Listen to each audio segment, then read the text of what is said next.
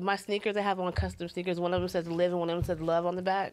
Because that's just who I am. Yeah. And it's like, really, like, my mission in life is to be love. So anything, any work I do, any conversation I have, any interaction, like, my goal is to leave the person feeling loved. So I teach it as often as I can.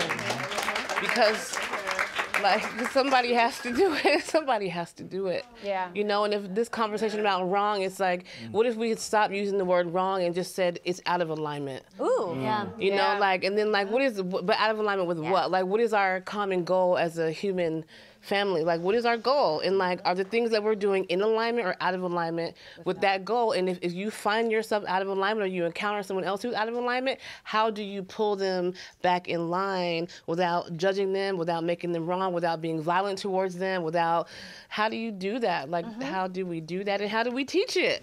Because most people don't know how to do that. Most people don't even know that's a thing. Right. Right. You know what I'm saying? So how, where, how? Like at home, in a workshop, at class,